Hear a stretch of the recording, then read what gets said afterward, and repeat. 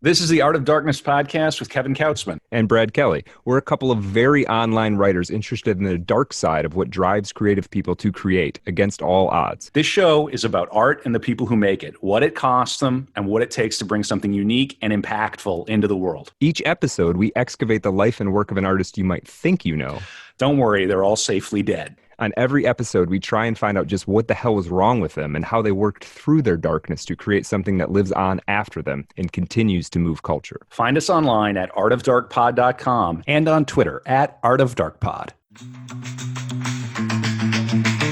All right, we've got some sponsors for the pod now. Wait, what? Every link you need for the things we talk about here is at artofdarkpod.com/sponsors. First up, books. If you're into this podcast, odds are you're probably a reader. We've got links to buy new books from bookshop.org and used books from alibris.com. And if you want to listen to your books, we recommend and use audible.com. It's great, and the catalog is huge. All right. So if you're listening to this, you are online. Maybe you're very online. You probably have a website or are thinking of starting one. Maybe you want a website like artofdarkpod.com. We built that with WordPress, which is by far the most popular way to create websites. And the single best host for serious WordPress is WP Engine. I've personally used them for over a decade now, and I don't host my websites anywhere else. Go to artofdarkpod.com/sponsors and click on the WP Engine link to learn more. Finally, the best way to support the show is at patreon.com/artofdarkpod. Get the bonus After Dark content for every episode, access to the book club, and more. Thanks for supporting Art of Darkness. And I don't think that was too painful. I think we did a pretty good job there. Yeah, that sounded good. Yeah, we appreciate it.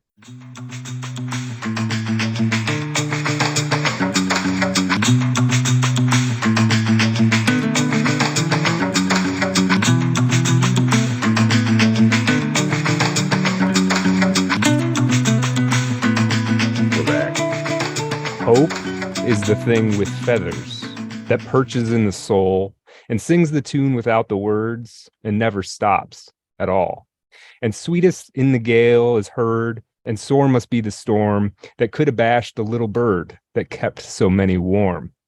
I've heard it in the chillest land and on the strangest sea, yet never in extremity it asked a crumb of me. That's Emily Dickinson. That's one of her most famous poems. That's Kevin, Art of Darkness, artofdarkpod.com. This is who we're talking about. I'm Brad Kelly, Twitter at Brad Kelly. This is Kevin Kautzman, Twitter at Kautzmania. We are Art of Darkness. Kevin, how are you doing? I've been better, Brad. I have a bit of a cold. Okay. But I am jacked, and now I'm double jacked. Yeah. Based on that opening. I'm excited. I just wanted to, there was like a moment when I was doing this prep where I was like, maybe I'll just read Emily Dickinson poems the whole time. Cheers. And for those watching on the YouTubes, I'm going to be taking some nighttime cold and flu here as we go. I'm ready. Yeah, this is going to be a banger. I know people are excited about this one. I just did Bukowski. What a happy accident. Yeah, right? Yeah, it really was. We didn't plan to do to try and this is how sometimes the show works. I mean, it really feels sometimes like we're telling indirectly we're telling some other story, right? And sometimes we get these correspondences, and Bukowski and Emily Dickinson are somehow one of these. Yeah, this is a big one for me because she's a little bit of a cipher. You know she's important. You're told she's important. She's old-timey. Kind of I'm thinking Whitman, although I think Whitman was even a little older than her. Is she a modern? I don't know. What is she? Yeah. Well, let me ask you the question before we get too far along the road. Kevin, what do you know about Emily Dickinson? I would think late. What you just said. Yeah, late 19th century. Okay. Right? I'm thinking Massachusetts for some reason. Correct. Yeah. Okay. She was a masshole. Amherst for some reason. Yeah. And she's known for being reclusive. Did she go out at all? Was she a femcel? I don't know. And I'm afraid that's pretty much all I know. Okay. I would assume no children. Right. That's true. I think there's a bit of she lived in an attic and her poetry was maybe not published in her lifetime. She's one of these arch examples of somebody who labors in obscurity only to be discovered posthumously and elevated about as high as one could be after death, which frankly is the best that we could hope for on Art of Darkness. That's what I'm shooting for. Yeah. We really don't want to become too famous while we're alive, Brad, because of the incident. Well, yeah, I mean, you don't want people to find out. Yeah. Well, yes, I joke a little bit, but that's what I know. And of course, we appreciate everybody who listens to Art of Darkness now while Brad and I are alive and kicking. That's what I know about Emily Dickinson. Am I way I would say that's reasonably accurate and certainly fits in with the common conception of her. Just a slight correction on the years. She died in 1886 at the age of 56. So late 19th century, but really kind of, I would say more like mid, in terms of her major productivity, mid 19th century. She's really the oldest subject we've covered other than Hieronymus Bosch so far, I believe. Would that make her that would make her a contemporary of Whitman? Yeah, I don't know Whitman's years exactly, but I think that's right. She certainly, Leaves of Grass came out when she was an adult. Okay. Yeah. So, yeah. So, that's all pretty much right. And I'm glad you kind of pointed out the thing. I mean, I will admit, before doing the research of this episode, I didn't know a whole lot about Emily Dickinson. I'd read a couple poems that I thought were interesting. Maybe I didn't totally understand them, and sort of selfishly wanted to use this episode to figure out what the deal is with Emily Dickinson, have a considered opinion about her, and really understand the deal with Emily Dickinson. Exactly. Writing poems in her attic. Right. What's the deal with that? Right. Yeah. I wanted to figure out, is the reputation of her greatness deserved? Is it not? Is it, somewhere in between? I will say, I think it probably is deserved, to be honest, after doing all this research. I think that, both you and I know that, well, now that it's deserved. I assume that it is, but I could see that there might be a chud jack out there, your average chud, who might go, they just needed to grab some woman from the 19th century and give her a participation trophy. Now, I don't think that's the case at all, but you could sort of see that how that bias might exist.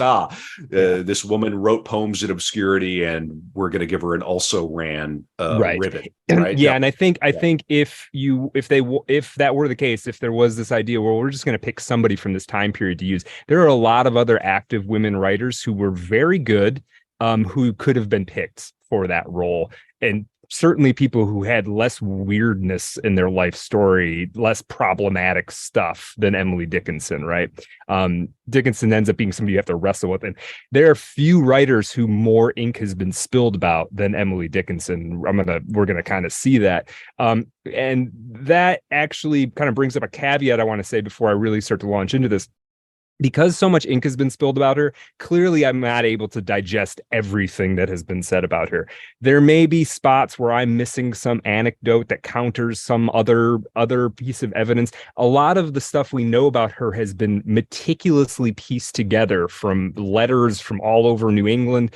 And every few years, some other new thing pops up and it kind of overturns some previously held conception about her. So I just want to put that asterisk. There may be a thing or two I'm getting wrong here, but I did do my diligence as well as I possibly could. As you always do, and as people can always do, they can go and tell you if you got something wrong at Art of Dark Pod on Twitter. Yeah. I want to see long threads deconstructing do it. Every issue of come this. at me. Yeah, bring it. All right, let me read another one. All right. Most of her poems, by the way, don't actually have titles. They're just numbered. So usually when you see a title, it's just the first line of the poem. They're like public schools in New York City. Yeah, exactly. So this one is number 373 out of, I think, 1768. That's a good school. Yeah, it is. This world is not conclusion. A species stands beyond, invisible as music, but positive as sound. It beckons and it baffles, philosophy don't know, and through a riddle at the last, sagacity must go. To guess it puzzles scholars, to gain it men have borne contempt of generations and crucifixion shown. Faith slips and laughs and rallies, blushes if any see, plucks at a twig of evidence and asks a vain the way. Much gesture from the pulpit, strong hallelujahs roll. Narcotics cannot still the tooth that nibbles at the soul. Okay, one more. Whoa. Yeah, narcotics cannot still the tooth that nibbles at the soul. Pretty good, right? Written in this like 1850 this something. Motherfucker's spitting. Damn. Yeah, exactly. All right, here's a one I quite like. One need not be a chamber to be haunted. One need not be a house. The brain has corridors surpassing material place. Far safer of a midnight meeting external ghost than an interior confronting that cooler host. Far safer through an abbey gallop the stones a chase than moonless one's a self-encounter in lonesome place.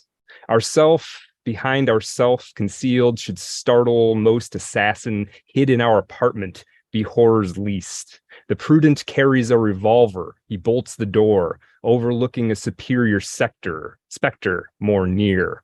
Okay, now that one I liked in there because that one punctuation-wise, structurally is very odd. And we're going to get to what she's doing with why is it so sort of disjointed feeling sometimes. We're going to talk about why eventually. Yeah, and I want to know why she's even writing these. Yeah, that's a good Who question are these too. for?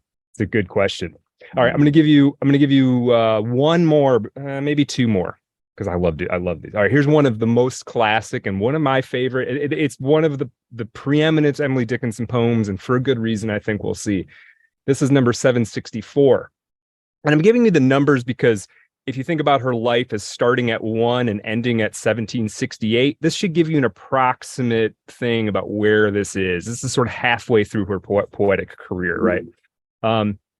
My life had stood a loaded gun in corners, till the day the owner passed, identified, and carried me away. And now we roam in sovereign woods, and now we hunt the doe. And every time I speak for him, the mountains straight reply. And do I smile such cordial light upon the valley glow? It is as a Vesuvian face had let its pleasure through. And when at night, our good day done, I guard my master's head. 'Tis better than the eiderduck's deep pillow to have shared. To foe of his I'm deadly foe, none stir the second time, on whom I lay a yellow eye or an emphatic thumb. Though I than he may longer live, he longer must than I, for I have but the power to kill without the power to die. Yeah. It almost sounds like a riddle.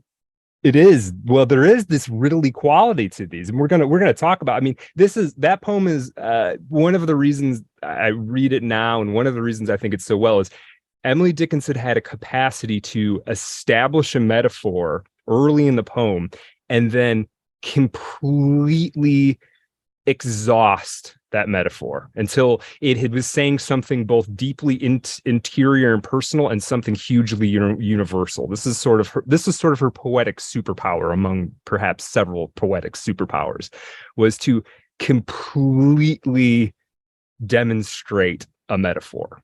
And that's a case where I think she's doing it. So okay. Yeah.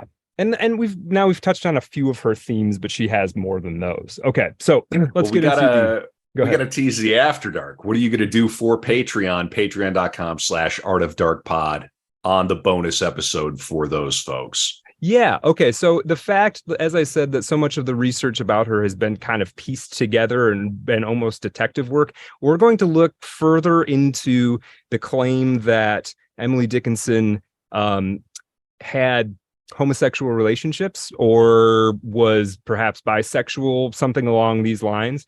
We're going to talk about it in the main episode a little bit, but we're going to really kind of drill into it even further and go into some claims that are a little bit more speculative than the common run of things. And then we're also going to go into a speculation that she may have had a very serious illness that caused her to become a recluse. We'll we'll touch on that, but we're going to really dig into that in the After Dark because it's After Dark. Yeah. For Patreon, patreon.com/Art of Dark Pod. Please support the pod. Yes. There are annual options now. So if you want to subscribe, you can get a discount if you do a full year at once. We had our first annual subscription come in yesterday. Cool. Lots of fun. Awesome. Yeah. Support the show. Support independent media. We do have a blue check now. On we're Twitter. Verified. Yeah. Yeah. So you have to. I think people have to listen to us now. I think that's how that works. By law. Yeah, or else they have to. It's Twitter law. Oh no. Twitter law, there is no Twitter law. The law of Twitter law is no law. That's right. Right. Yeah. If you've listened to 3 or more core episodes, you haven't subscribed to Patreon. Come on. Please, what are you doing? I mean, these are 4 hours plus a piece. And here's the thing with the annual. Brad and I, if you have listened to more than 3 and you haven't supported Brad, this is a formal challenge. Brad and I want to take you on in a cage match. You against the 2 of us. Yeah. Yeah. What were you I was just going to say the annual subscription. We're going to be here in a year. I mean, are you kidding? Oh yeah. Like, come we're on. Not going season 3. 100%. We're halfway through season 3. I mean, it's not like you're going to sign up for a year and then a month later you're never going to hear from us again. So, we're going to keep doing this for a long time. We pretty much have season 4. We have more than enough subjects just that people have asked us to do. Yeah. So we're not going anywhere. You're not going to get rid of us that easily. Yeah. We hope you enjoy the podcast. Please support the show. Patreon.com/Art of Dark Pod. Bring it on, Brad. What do you got? All right. So Emily Elizabeth Dickinson was born December 10th, 1830 in Amherst, Massachusetts, and died in the same on May 15th, 1886. So 55 years old. Excuse me. Now, as I said, Dickinson is one of the oldest subjects we've covered other than Hieronymus Bosch. So there is some sketchiness here. And because of that, you're going to see me eventually divert off of a strictly chronological telling of her life story. And I'm going to try to do something interesting, but it's going to be a little spasmodic, as one person once called Emily Dickinson's writing. But first, let's talk about Amherst. So in her patrilineal heritage, her family could be traced back to over 100 years before her birth in the Americas, when the Dickinsons came to the United States as part of the same great Puritan migration that brought pilgrims to Plymouth Rock. They weren't on the Mayflower, but it was the same time period where Dickinson's family came. They were on the June flower. They were on the June flower, something like that. One. Yeah, the next came one after. down. Yeah, right. At the time of, so when Emily was born, Amherst was still, almost everybody in the town was the descendant of a Puritan. So Puritanism was still alive and well in Amherst in 1830. Yeah. They must have partied so hard. They must have got down. They kind of did. Yeah. Did they? Okay. All right. I want to hear. Yeah. So you think of Amherst as it's very Puritan, and we're going to talk more about what the heck even is Puritanism, right? And it was Puritan, but it was also very much emphasis on refinement and education. So if you lived in Amherst, you likely thought that it was very important that your children got a good education, right? So this is sort of the primary virtue or priority of the town. The site of Amherst itself was first visited in 1665 by Nathaniel Dickinson, which was Emily's like 4th great grandfather or something, or 5th perhaps, who was surveying the area after an agreement, quote, I put in quotes, in which a man named John Pynchon bought a strip of land for 1,200 feet of wampum, along with some fabric and a few other trinkets. So this was land that had been purchased from the natives. The reason I'm going this far back in history is Emily Dickinson's DNA practically is in the town of Amherst, and because it's in the town of Amherst, it's in Amherst it's in the college as well. It's an old Amherst. I mean, the town could have equally been called Dickinson, is basically my point. Okay. 100 feet of what? Wampum. Okay. Yeah, it's a string of beads that that the natives used as cash, basically, but had no value to the Europeans. I see. Okay. Dickinson's also, there were several Dickinsons amongst the famous Minutemen of the Revolutionary War, right? So this is an old American family that Emily is part of. Now, who were the Puritans? Apparently, and I didn't really know. I mean, everybody's heard this word Puritan, and in my head, I would always assume, well, the Puritans, they're very pure, right? And then you're like, well, what does that even mean exactly? Right? Go on. Or at least they thought they were pure. Like, I want to hear what you think a Northeastern Puritan is, Brad. Well, now I've done my research. Okay. Okay. I'm excited to hear. This is going to be good. Okay, so it's not quite accurate to call Puritans their own denomination, their own Christian denomination. It's more of like a sub-denomination. The Puritans were true believer English Protestants who believed that the Church of England should be, quote, purified of Roman Catholic practices. So that's where pure comes from in this case, in case you didn't know. Kevin's nodding along. He must have known this already. Why would you want to purge the apostates of the things that connect them, that cleave them to the one true faith? Oh, I don't know. It seems like you're going in the other direction. It seems to me if you wanted to be pure, you would try to rejoin the Church of England with the Catholic Church. But maybe I'm biased.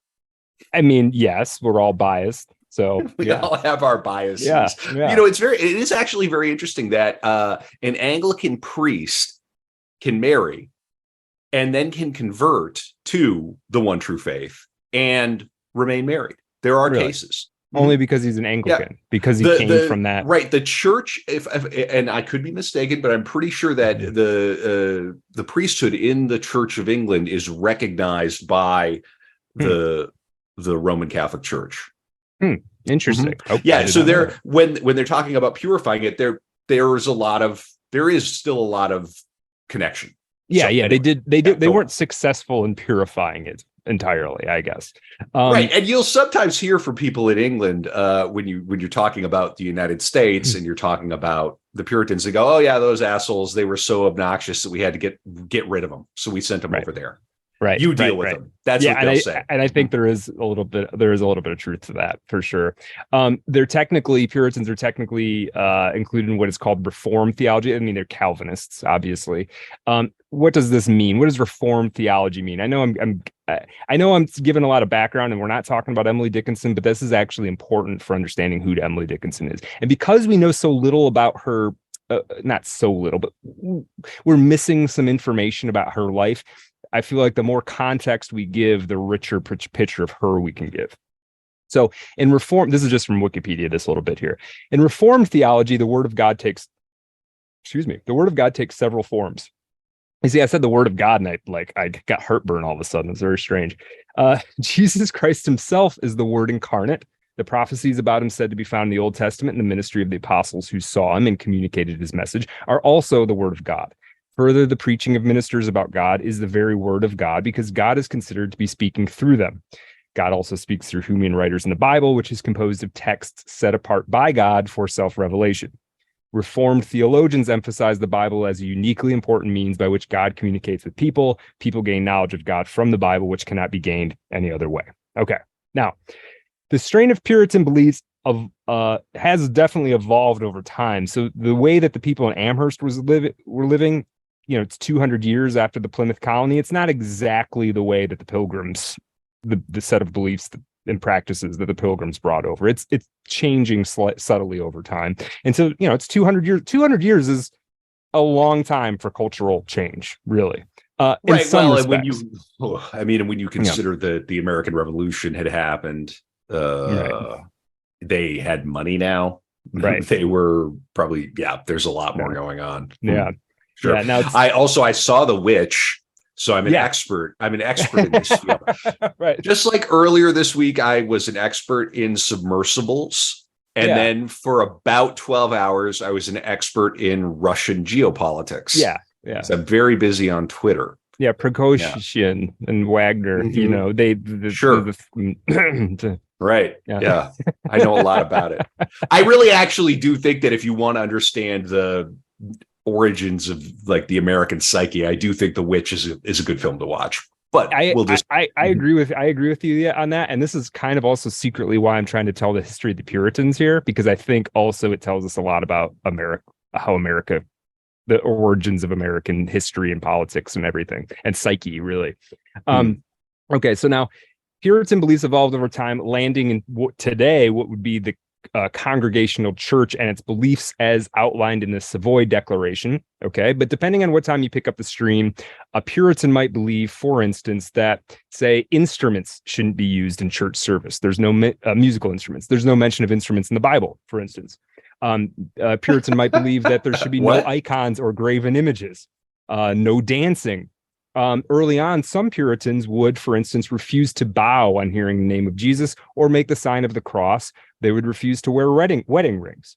Puritan clergy wore black attire instead of the white surplice and clerical cap, right? So just kind of setting up some of these beliefs. The cross thing, there is, as if you're looking at Christianity from the outside, I can sort of see where you're like, why are you guys always waving the cross around? Isn't that a little like, didn't your guy die on that? Isn't that a little, isn't that a little morbid? As somebody who was raised Catholic, I understand it, but like I can see from an exterior perspective that like that might not be the symbol that you want to focus on. Anyway, by 1660, Church of England had shifted enough that many Puritans, including over 2,000 clergy, left the church in what is called the Great Ejection of 1662.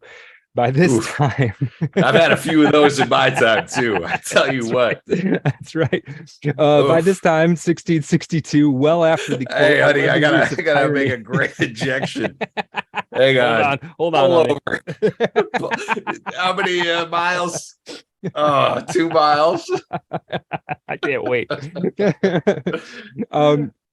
By 1662, well after the quote 11 years of tyranny, which is what Whig historians call the reign of King Charles I, more than 20,000 Puritans departed Europe and landed in North America. Now, this is actually a smaller number than the number of English who migrated to Virginia and the Caribbean at the time, but the rapid growth of the New England colonies is really largely due to this influx of Puritans, because the Puritans had a very high birth rate and a very low death rate. So they reproduced very rapidly, just from a sort of a biological perspective. They probably, New England just feels like the right place for them. You spend a lot of time out there, just like sometimes you just sort of feel like they find a spot and it's like just somehow vibes for them. Fit. It's just right. Yeah. Yeah. Yeah. Now, perhaps the biggest importance as it comes to another aspect of this is for the Puritans, it was critical, almost as a religious belief, that the laity knew how to read, because they have to be able to read the Bible. They have to get to the Bible. I mean, if you can't go directly to the Bible for these folks, it's just a nightmare. Right. Yeah. And so this has you might need a priest. Right. At that point. Right. Yeah, exactly. No, but he might put on a hat. Right. Right. He might start asking for money. Well, that's true. You might. But it has, you can see how this would have outside consequences, right? Where it's like, if it's important that every podunk farmer knows how to read, well, man, you know how to read the Bible, you know how to read a bunch of other stuff too. And so, so this has, interesting cultural effects. Now here's an important aspect of Puritan theology. And this is, we're bringing Emily Dickinson back into it. This is the theology of conversion. We would know this in contemporary American culture as being born again, right? The idea here is that one isn't a saved Christian simply by just having an intellectual acknowledgement of doctrine, but they have to have something that, in my reading, is like having gnosis almost. You have to, according to this guy, Sidney Alstrom, it is, quote, an effectual call to have an individuated experience with God's promises. This is what actually makes you a faithful believer, right? You ever had anybody come up to you and ask you, or if you've been saved? Oh, yeah. Many times. Isn't that weird? It is kind of weird. It's a weird thing as a Catholic. It is. Is it a good Catholic person or even a mediocre Catholic person in America? You go, what do you mean? I don't understand what you're talking about. Yeah. I was baptized and maybe I was confirmed or not. What are you talking about? Right. Yeah. It's a very different. And this is, I mean, this for a certain strain of Christians, this is critically important. Right. And we're the freaks. Right. Yeah. Yeah. They look at us as being very strange. Now, God, I can't imagine going life being that wrong. Going through life being that wrong. Now you could send hate mail to Twitter at Art of Dark. No, hey, I'm not saying this. Yeah, Kevin. The surest way to get to me is through the Patreon. Yeah, well, there you go. Yeah. Okay. Now here's how the conversion thing kind of happens. Here's sort of the steps within Puritanism, right? And because Puritanism is sort of almost gone now. It has left its fingerprints, but as a distinct sort of school of thought, it doesn't really have. Yeah, but it's everywhere. Right. It is disseminated. Like almost no one would call themselves a Puritan now, but many people have Puritan mentality, right? Sure. How this that makes it really powerful. Right. That's when it's really, go ahead. Yeah. Yeah. So how at this time, and this is not me saying, this is I believe the Sidney Alstrom guy, who's a historian of Puritanism, says that basically how this conversion works is you have a preparatory phase that is meant to produce contrition for your sins through introspection. Then, of course, you study the Bible and you listen to preaching. And then this is followed by humiliation, which, according to the writer Francis Bremer, is when you would realize that you were helpless to break free from sin, and then no matter what you did, you could never earn forgiveness. Right? This is deep in because it's what you do is your deeds, right? And Calvinism is much about it doesn't kind of matter what you do to a certain extent. You're saved by grace and not by deeds, right? So at this point, when you realize this, the righteousness of Christ is imputed into your heart and mind, and you may have a dramatic experience where you are saved. Now, by the time of Emily Dickinson's life, and I am bringing this back to Emily Dickinson, some of the fire had gone out of Puritanism. This isn't, say, the wake of the 30 Years' War. This isn't the Great Migration. This is a fairly prosperous community where people have been doing well for a long time. It's homogenous. It's not politically dramatic in any real way since the Revolutionary War, which is, what's almost 50 years prior to Emily Dickinson's birth. So many of these tenets kind of coalesced into sort of just like a formality, really. It's like, oh, well, you're going to go and you're going to get converted and go to church every Sunday. Like it's not, there didn't seem to be the weight of it. Now, nonetheless, there were a great number of efforts to get the young people in Amherst to convert through periods of revivals. There were, I think, 11 revivals passed through Amherst between 1840 and 1862, Dickinson's formative years. And here's the thing. Emily never converted. She would sit in rooms where everyone converted, all of her peer group. They all stood up and accepted, and she never did, ever. So this sets her apart early on, and this is before she becomes a recluse or any of that. I'd put recluse in quotes, actually, for people who are listening. Mm-hmm. Here's something she said. Wait, let me see. Quote, "I do not respect doctrines." And then 2 years before her death, Emily would say, "Consider the lilies of the field. That was the only commandment I ever obeyed." Which I quite like. Oh, yeah, kind of metal. Yeah, she is. She's hard. She is intense. I mean, you imagine this sort of slight woman in like a Little House on the Prairie dress who, follows all the manners. And then you realize that in her head is deep, heavy, intense, violent, morbid, sexual, all of it is occurring inside her head. Now I'm going to read you a little poem that and then we're going to kind of stop talking about the religious stuff a little bit and get back more to her sort of chronological biography. But this is one of my favorites, and we're going to talk about it in depth somewhat. Quote, The brain is wider than the sky. For put them side by side, the one the other will contain with ease, and you beside. The brain is deeper than the sea, for hold them blue to blue, the one the other will absorb, as sponges buckets do. The brain is just the weight of God, for heft them pound for pound, and they will differ, if they do, as syllable from sound. This, this is, I mean, this is heavy metaphysical stuff. This is interrogating, it's not really calling into question the existence of God. It's kind of calling into examination the properties of God as it relates to the brain and to consciousness and to nature. And there's an interesting thing she's doing in this poem metrically that I want to point out. Excuse me. Emily Dickinson would frequently use what is often called hymn meter, which is 6 syllables on one line and 8 syllables on the next. To get a sense of what this sounds like, excuse me, I am burping a little bit. Excuse me, Emily. Oh, Excuse you're me, all Kevin. Right. No, Brad, I regret to inform you that I am on the Calvinism Wikipedia. Yeah. Tell me why I'm wrong. I don't know anything about Calvinism. No, I don't know. I'm just like, this is setting off all kinds of alarms for me. And okay. There goes the neighborhood. Yeah, I see your eyes glazing over. Bring it on, Brad. This is very fascinating. Yeah, this is a very interesting period in America, and it is important to understand the milieu that she's coming out of.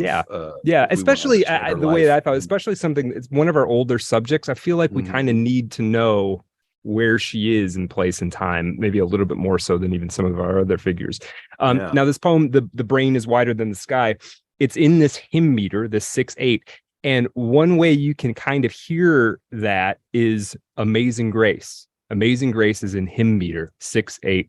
Now, I'm going to try, and this might be terrible. This might be terrible radio, Kevin. I'm going to try to read part of that poem as if it were Amazing Grace. The brain is wider than the sky, for put them side by side. The one the other will contain with ease, and you beside. Now, we'll be here all week. Art of Darkness. We're available for children's parties, hymnals, Calvinist gatherings, Puritan gatherings. If you've got your billy goat with the third horn, whatever you need, Art of Darkness is here for you. We'll dress up like clowns. That was quite good. I think even though we're totally tone deaf, Brad, I think you demonstrated. I see what you're saying. Yeah. Now, so you'll see this in a lot of her poems. She's using hymn meter, and the punctuation is very interesting. So, and we're going to get into more of this punctuation because she has dashes everywhere. And for a lot of people, these are completely inscrutable. We're going to talk about this more later. But one thing I want to point out, she just took a poem that I think a lot of people who might consider almost blasphemous, right? The brain is just the weight of God. Like, what are you saying, right? And she's putting it in hymn meter. She's basically making some kind of strange, almost alien metaphysical claim about the nature of God and consciousness, and she's putting it in a hymn. So I delight in that little turn, right? I'm very interested in this. I was interested before, but now you have my undivided attention, and I promise we will not sing anymore in this episode. Yes, I had to get people hearing that because it's there constantly. I don't know what proportion, but it's many of her poems are in hymn meter. Interesting. Okay, now let's talk a little bit more about the Dickinsons themselves, the closer generations to her. As we said, Nathaniel Dickinson helped establish the town of Amherst. Now, the first guy I want to talk about in detail, though, is her grandfather, Samuel Fowler Dickinson. He is what we would think about. You might think of as a textbook 18th, 19th century Massachusetts Puritan, born 1775, dies 1838. He's pious. He's gentle and sensitive with, quote, more than ordinary mental gifts, according to Emily's aunt. He entered Dartmouth and graduated salutatorian. for which he made a speech around commencement entitled, quote, Nature of Civil Government and Manners, Their Mutual Relation and Influence in Society. Right, very... I fell asleep halfway through that. I'm having flashbacks to my public education and how much this set still influences like American ideas about what we are, and kind of frankly absurd that is. Like, it's so ridiculous. It's literally like a small group in the Northeast. It's like, it's like they past this shit now. Like, let's move on. They founded all the institutions, so like the rest of them are just like, I guess that's how you do it. I guess. All right, just give these Irish boat peasant, potato eating boat peasants the same. It's the same. What's the same difference? It doesn't matter. It's all everybody will get you the scarlet. You have them read the Scarlet Letter, I guess. I don't care. I mean, can you imagine teaching this shit now though? Like how the year 2000 is a foreign country now, much less the year whatever 1795 or 1775. He's born, right? Sure. Tell me again, what was his speech about? Say it one more time. Nature of civil government and manners, their mutual relation and influence in society. That's what that was his commencement speech. How's that going to help me sell cars? Right. Cars. Yeah. Now, after he made attempts at teaching and even being a minister, he, quote, read law and became a distinguished lawyer in the town of Amherst. With this money and status, he and his wife had 9 children, and Samuel built the first brick house in town called the Homestead, where Emily would be born and where Emily would die would be the homestead. This brick house that her grandfather built. A little later, Samuel Fowler Dickinson became instrumental in founding Amherst College, right? So her grandfather started Amherst College with a couple of other people. I'm going to read a quick thing from this great biography by Richard B. Sewell, The Life of Emily Dickinson. This thing won a National Book Award, apparently, and it is a monster. People on YouTube can see that this thing is thick. I'm going to read a quick passage from here regarding Samuel Fowler Dickinson. Let me just find it here. All right. Quote, it was the founding of Amherst College during the next few years that was the triumph of Fowler's life and also his tragedy. The challenge was extraordinary, and it brought out all his fine qualities, the strength and character that Carpenter and Morehouse praised. This was the heroic side of his involvement. The tragic lay in what can only be called an element of fanaticism, which, not so clear in the early stages of planning and discussion when he was at his best, is certainly apparent later, when all the resources of the town seemed for a time inadequate to achieve the purpose, and he threw himself recklessly into the cause. It was here that Fowler gave almost all he had and gave too much. His practice and his health failed. He was near bankruptcy, and eventually he left the town to take a job in the Midwest, where he died disillusioned, neglected, and forgotten. Okay, now, he had children, obviously. As we said, he had 9 sons. And interestingly, there's this interesting thing that happens. It's almost like a curse. A Dickinson, from the history that I've read of these people, a Dickinson should never leave the town of Amherst. Nothing good, very little good happens to them when they leave town. And this isn't true just of Emily and her hiding in the house, which we're going to talk more about. This is true of kind of all of them. They're all sort of homebodies. They're all like, the town is they'll talk, some of them, about, having to travel for this or that, and all they want to do is be at home. Amherst is like their spiritual home. It means more to them than just a place to be. Let's see, for instance, Emily's dad would die when he leaves town. He would die in Washington, D.C. Let me read a little bit more about Amherst College, because this is actually kind of important for understanding the Dickinson DNA, including Emily. Quote, from the beginning of the century, sentiment had been growing in the Connecticut Valley for an institution of higher learning somewhere in the vicinity of Amherst. Dartmouth, Williams, and Yale were too far away for the indigent youth of the district, and Harvard was too liberal in its theology for the pious. Various sites have been considered: Northampton, Hatfield, Hadley. Those are all right around Amherst. And various proposals were made. One of them was the addition of a professorship to the staff of Amherst Academy, which was like the school. It wasn't college level, it was grade school and high school, sort of, in whose founding in 1814 Fowler had also been deeply involved. It was he who insisted that such a step was inadequate, that only a separate collegiate institution would fill the need. The purpose of the new institution was clear and unequivocal.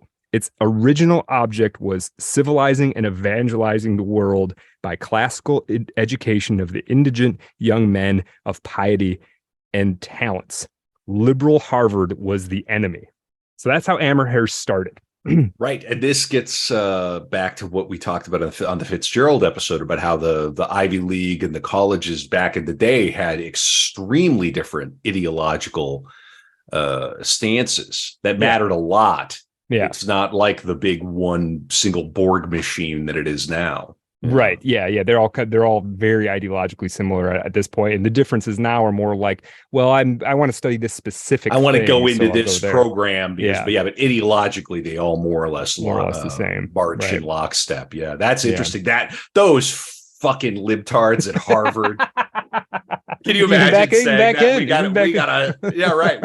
We gotta have our, but it's very interesting. Yeah, we need a real conservative institution here in Amherst. Yeah, in the little Connecticut Valley. Yeah, sure. Okay, so let's talk about her father. Her father's very interesting. They just want to grill. And they want to have their guns. They want to grill. They want to tweet freely at Amherst. Right, guns, God.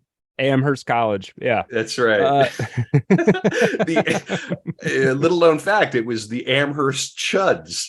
Yeah, was the name of the mascot. And they had to change it later. They had to change it for political reasons. Yeah, Harvard complained.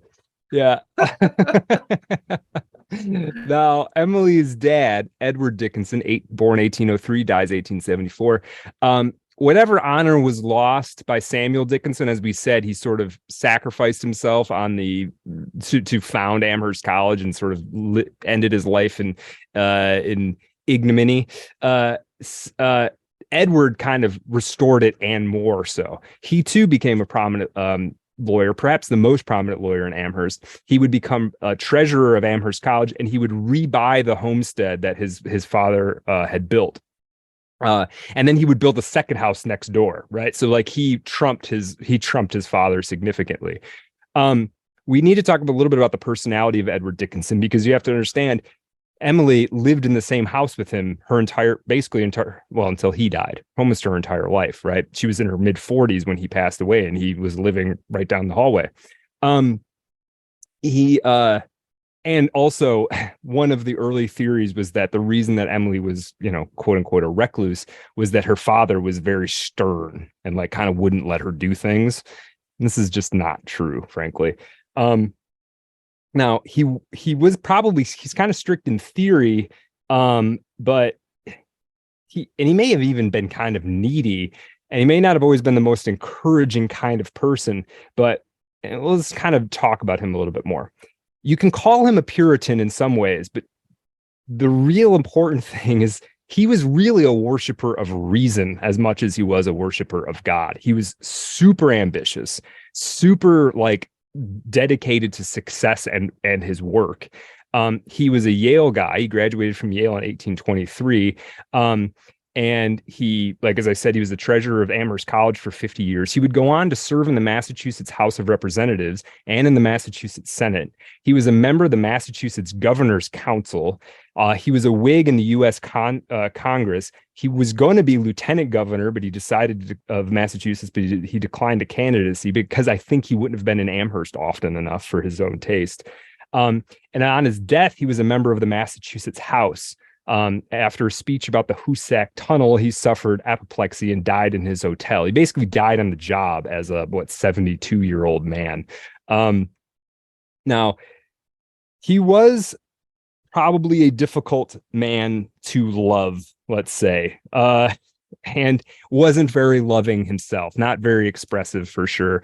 A friend of his said that Edward Dickinson may have never even truly known himself, right, let alone anyone else. When he married to Emily Norcross, that's Emily Dickinson's mother, he wrote, in the same letter in which he proposed, right? He wrote a letter and proposed marriage to her and said this, quote, "My life must be a life of business, of labor, and of application to the study of my profession." I imagine that's the same letter that she proposed to a woman in, right? Oh, whoa. Right. Yeah. Is it Right. hot in Yeah, here? Or exactly. am I just a Protestant Yeah. American? Just say it one more time, but read it Yeah. sensually for me, Brad. Read it. My Really bring it. life must be a life of business, of Mm. labor, and of application to the study of my profession. Yeah. See, when you read it like that, it is a little spicy. Maybe there's a layer of innuendo that we're not familiar with because we're lazy Catholic. That's true. Yeah, so, all of those, it's like filthy. This is the dirty words. Right. That's so funny. Yeah. Now, but he probably is. It's a bit of peacocking too. Like I'm gonna be. I think there was. He wasn't a man that he was proud of himself, and he was ambitious, and I mean, honestly, he was a killer. You know, they would be horrified at NEETs today. These guys, they would be mortified. Yeah, not accepted. So now there is this narrative, especially later, Emily's sister Lavinia would say how kind of tough and stern he was. But the truth of the matter is that he was very interested in not only his son Austin, but his daughters having as good of an education as they could get. He bought Emily books of poetry and science, even though at one point he told her he asked that she not read them because he was concerned that she might. So he'd buy her book and be like, just don't read it. Because I think he was, as Emily said, he was afraid they would joggle the mind. But here's another thing too about him being stern. Emily would say at one point that he was so busy that he never even knew what they were up to. Like, okay, maybe he's stern, but he's working 90-hour weeks. He doesn't know what we're doing, right? Okay, now the mother, Emily Norcross. Emily had this to say, quote, "I never had a mother. I suppose a mother is one to whom you hurry when you are troubled. I always ran home to Austin," that's her brother, "when a child, if anything befell me. He was an awful mother, but I liked him better than none." Okay, so Emily's mother, Emily, was not an affectionate woman. And it is suggested by Dr. John Cody, who wrote Author of Great Pain. Let me just read this thing. Yeah, hold on a second. This is not from John Cody, I don't think. This is from Richard C. Wolf. You've done a very good job so far, Brad, of kind of taking me back into that time. And I'm gonna be candid here and confess that this period, the middle of the 19th century, when was she born again? 1830. Okay, so as she's coming of age, the middle of the century, getting into the latter half of that century, growing up where I did in North Dakota, that's kind of where history begins for me, in the sense of like what we were able to access historically from where I'm from. Yeah. And I've been out east. I've been to the Mark Twain house. That period is such an interesting period in American history because you can go and touch these objects. You can go and see these houses. They're still there. Yeah. Oh, yeah. Yeah. I've spent a lot of time in Boston. I haven't been to Amherst, but I've spent a lot of time in Boston. And I lived in upstate New York, which is similarly, I mean, they mention in the biography towns in upstate New York that are still like little towns. They never, So this is like you can kind of reach out and touch this history still, but it's a different planet. Oh, yeah. Yeah. Yeah. It is and it isn't. That's what's so odd. Right. Yeah, a little more about Emily's mother. This is from John Cody's. This is from the biography, but referencing this guy, Dr. John Cody's book called After Great Pain. John Cody sees Mrs. Dickinson as a lifelong hypochondriac who must have communicated her fears to her children. An abjectly dependent wife, a fussily compulsive housekeeper, a failure as a mother, especially of her most sensitive child, Emily, whose voracious love hunger was never satisfied. Emily interpreted this failure, so the theory goes, as a cruel rejection. Okay, so that's her mother. Now, at one point later on, we'll touch on it again. Emily Norcross, that's Emily's mother, suffers a stroke, and for like a decade, our Emily is one of her primary caregivers, and this is during the period of Emily's so-called seclusion, right? She's basically taking care of her mother hand and foot. It is not a stretch to say that Emily did more mothering of her mother than her mother did of her. Let me see. I have one other thing about her mom real quick. And then we're not going to say much about her because she's sort of a non-entity in a certain way. Yeah, and I wanted to read this because this is Emily's words. Emily was an amazing letter writer. I think I said at one point that if you consider the letter as a genre of literature, Emily Dickinson is like as good as you can get in that genre. She's an amazing letter writer, and sometimes ambiguous and complicated and brilliant, you know. Here's something that she wrote in a letter to her friend, Mrs. Holland. Quote, "We were never intimate, mother and children, while she was our mother, but minds in the same ground meet by tunneling. And when she became our child, when she became sick, the affection came. When we were children and she journeyed, she always brought us something. Now would she bring us but herself? What an only gift. Memory is a strange bell, jubilee and knell." Okay. One thing that Emily's mother was very good at, everyone said, was funerals. And this meant she was good at organizing them. She was good at being a presence at them. And I thought because of that, this was a good time to read a poem about funerals. Yeah. It's important. Yeah, this is a world that, I recognize somehow. Yes. Yeah. And as we're going to see, it mattered to be good at funerals because if you were born in 1830 in Massachusetts, a lot of people died. You know, not necessarily in war, just a lot of people died young. Life expectancy wasn't in the 70s, but they were also way more interwoven. Your third cousin twice removed, three villages over, died. Yeah, you saw them at the so and so's wedding, right, the year before, right, and you take those connections seriously. Yeah, sure, yeah. These were social events as much as anything else. Absolutely. Yeah. Now they're formalities. Right. More so for sure. Yeah. Mm-hmm. Yeah. So I'm going to read this poem because I'm going to just sprinkle Emily Dickinson poems in here. We're going to read a bunch of them, but I'm going to kind of throw them in when I feel like I want to read them. I like this one. This is, again, we want to think about how Emily is unpacking a metaphor and fully exploring it, fully exploiting it. But also you want to think about how this is disrupting the image you might have of a Puritan girl born in 1830 to a prosperous and prominent and proper family. Okay. Quote, "I felt a funeral in my brain, and mourners to and fro kept treading till it seemed that sense was breaking through. And when they were all seated, a service like a drum kept beating till I thought my mind was going numb.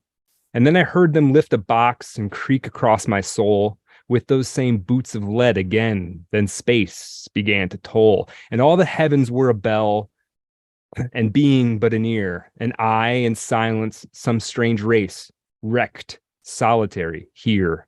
And then a plank in reason broke, and I dropped down and hit a world at every plunge, and finished knowing then."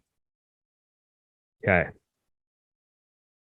Intense stuff. I felt a funeral in my brain. Like that's quite an image. It feels like something somebody could write now.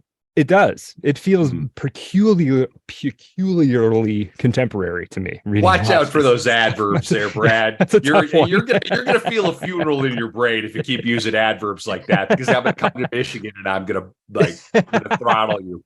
Yeah. That is a tough one. Peculiarly. That is tough. That's like an acting warm-up. Yeah. They're peculiarly. Yeah, we're not going to do it. Never mind. I was going to come up with the whole thing. Okay. Sure. That's quite it's contemporary sounding. It sounds like it really is. Yeah. Now, I guess I'll just set this up now, and I'm not going to make a claim one way or the other, but I have read bits where people say that she was one of the first writers you might call a modernist or a modern. And I'm not going to make an argument one way or the other, but as I read one, maybe that's a question as you're listening. If you're listening to this, you might consider, like, does this somehow fit more in the 20th century than it does in the 19th century? And how is she getting there? Right? Does she understand psychology that Freud has yet to articulate somehow? I think it's worth considering. Okay. We're going to talk about Emily as a child. When she was born, her father's career was on the rise. And as we said, he would be quite well to do. But when it began, the Dickinsons were sharing the homestead, the home her grandfather built, with another family. It's a fairly large house, but for a couple of years in Emily's childhood, it was 4 bedrooms shared between 13 people. Okay, so just imagine 4 bedrooms, 13 people. The proximity seems to have instilled not what you might expect to be a resentment, but a particular closeness between Emily and her siblings. William Austin Dickinson, called the older brother, who everybody called Austin or Aw. Emily called him Aw, which I think is even then is this nice little poetic kind of turn of phrase to call her brother Aw. She spelled it A-W-E. And her younger sister Lavinia, or all called by everybody Vinny. We don't have a whole lot to go on to try and understand young Emily, but there is this nice letter that was written by Emily's aunt to her mother. Now, and this happened, basically, Emily's mother had given birth to Lavinia, had been somewhat of a difficult labor, and so she needed some rest. And so Emily's aunt took Emily as a little girl and just kept her for a little while. So Emily's mother wouldn't have to do the motherly duties. This is the kind of thing you would do when you had well-networked families, right? Oof. Yeah. Everybody today is like, oh, I can't imagine having a third child. It's so expensive and so difficult. And where are we going to fit him in the car? And da-da-da. And it's just like, well, that's not how it used to be. Right. Yeah, exactly. Yeah. It's almost like everything's been coordinated in a super Malthusian scheme to try and convince you to keep your family small and to remain individuated so you don't connect with your own family, much less your own neighbors, and you're more concerned about military operations happening in Eastern Europe on a given weekend than you are your own local community. Yeah, I don't know where you're getting this cockeyed conspiracy theory from, Kevin. I'm probably just a little crazy from too much time on the internet. Indeed. I'm going to read this a little bit. This is from the letter from Emily's aunt to her mother. Emily is about 3 years old, so probably really she's talking clearly, but she's, 3 year. Everybody knows what a 3-year-old's like. And this is what I'd like to think of as Emily's first poem is being referenced here. Okay. This is a letter, again, Emily's aunt to Emily's mom. Quote, I believe I mentioned before that she, Emily, slept most of the way to B, this town they're going to. We heard it thunder several times, but thought we should not have a shower where we were. We stopped at the tavern. Just after we passed Mr. Clapp's, it thundered more, and the thunder and lightning increased. Emily called it the fire. The time the rain, wind, and darkness came, we were alone in those pine woods. The thunder echoed. I will confess that I felt rather bad. We thought if we stopped, we should not get home that night. Emily felt inclined to be frightened some. She said, do take me to my mother. But I covered her face all under my cloak to protect her and took care that she did not get wet much. I just like that she called the lightning the fire. There's something kind of resonant about that for me. Now, very evocative. Very strong writer.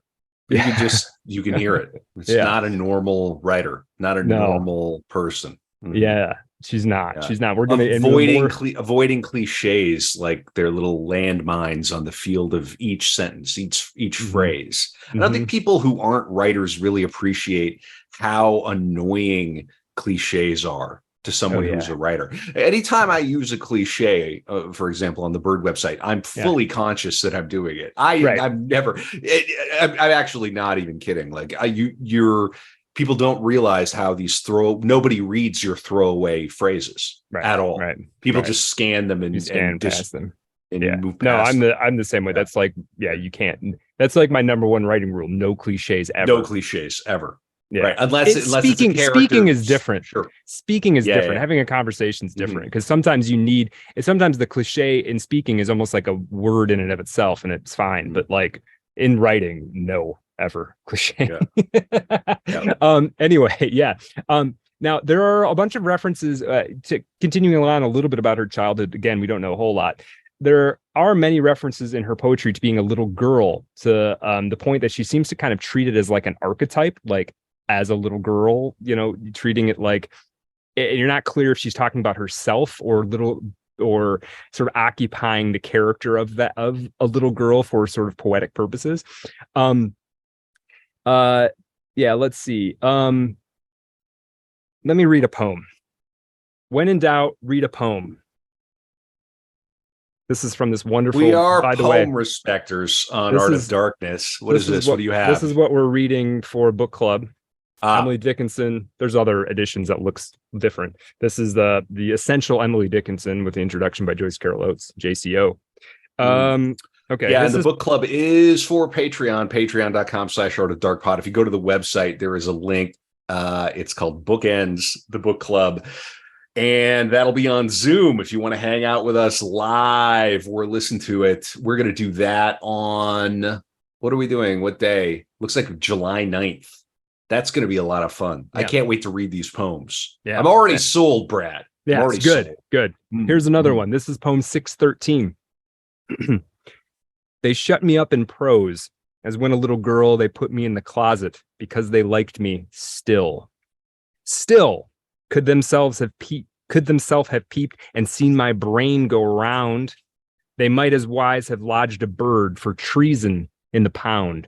Himself has but to will, and easy as a star, look down upon captivity and laugh. No more have I. Okay, that's kind of a strange one, right? But we've got this image of they shut me up in prose, as when a little girl they put me in the closet. Okay, now there's no evidence anybody put her in the closet, but she's playing on this conception of being a little girl. But they may have put her in the closet too. They might have. I mean, this was a period where you're acting out, you're out of control. It would have been like sitting in the corner.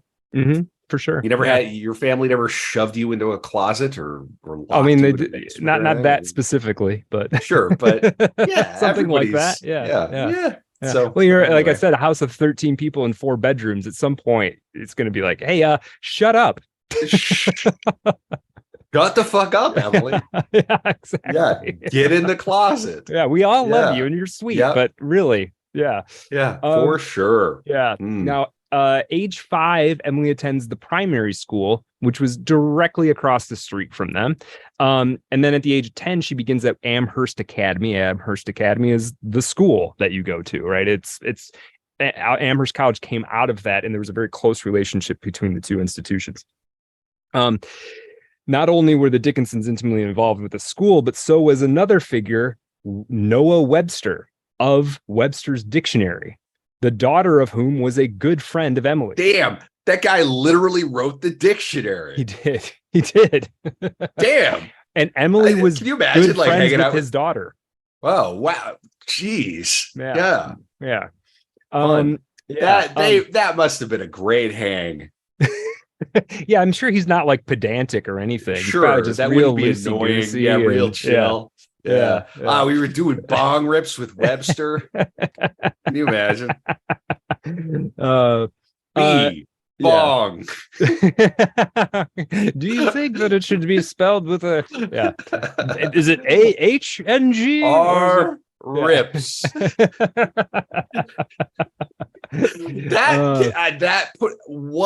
Okay, that would be a great episode. Would be Noah Webster. Yeah, Webster. And like, how does that even? Yeah, I don't know anything about him really. I guess you begin with the A's. Yeah, you start with the A's and you just keep going to with zebra, aardvark. Yeah, and you don't quit until you're at to like what's the last word, zizagy or something. Yeah, no, that's with an S. Yeah, it starts with an S. No, yeah, yeah. Truly, though, I mean, I think in online discourse now, everybody's talking about autism and Spurgs and all of this, and it's like, bitch, you didn't write the dictionary. Somebody actually wrote the dictionary. Yeah, did that?